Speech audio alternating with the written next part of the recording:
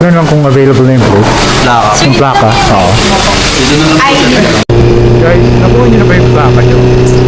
Ako kasi hindi pa eh. Mahigit ka na. Mahigit 1 year na.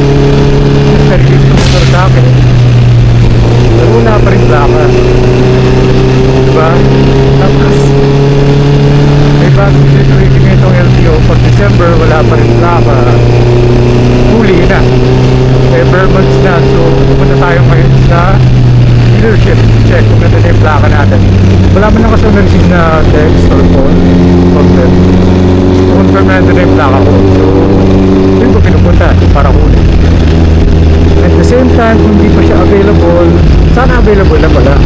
Kasi ayoko nang ma-hassle na kumuha pa ng temporary plate. Tapos, sabi, papalitan pa natin ng original plate or hintayin pa natin yung original plate. Mas matagal na proseso po yan. So, pagpuli nandun na talaga siya. Pag-gas na muna tayo. 95 sir? Apo, 95. Punta sir? Punta pa.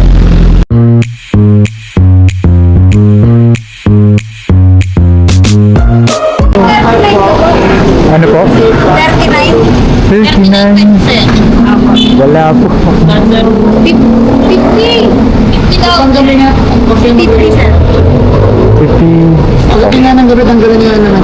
Yun, back on the road. Tara. Ay, pucha, mukhang uulan. Sana naman kung bumulan sa Makati. Actually, traffic ko naman sa EDSA. Pero, natin. Kaya. No choice. Pag umulan, hindi umulan.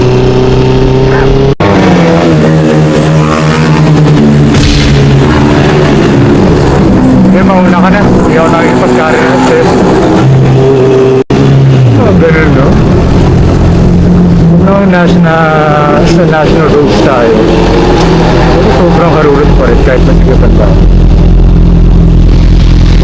Wala naman nakikipag-karera sa kanila. Ano for me? Dapat priority sa safety nyo, lalo na kung pabiyado kayong tao. Diba? Sorry, wala akong pera. Wala akong barayang madudukot. Tumatanggap po ba kayo ng tickets? Joke lang. Uy! Parang may kumapatak.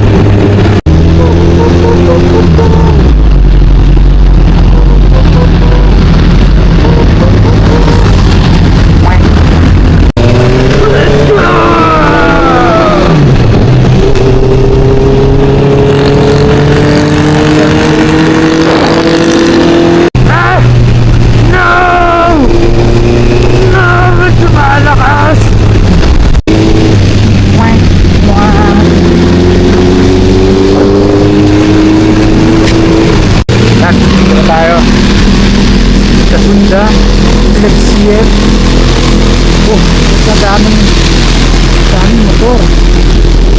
Gago. Ngayon basa. Oh my god. Let's go.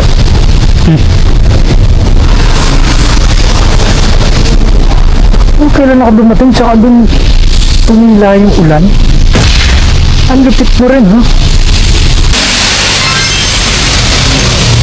Ano lang kung available na yung plate? Plaka. Yung plaka? Oo. Dito na lang.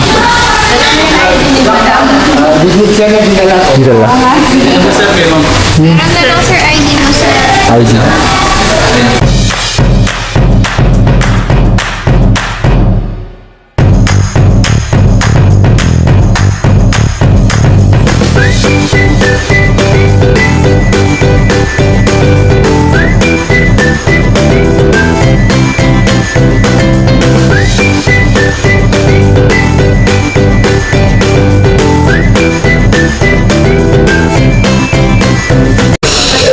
Ayun na nga, you know, unfortunately,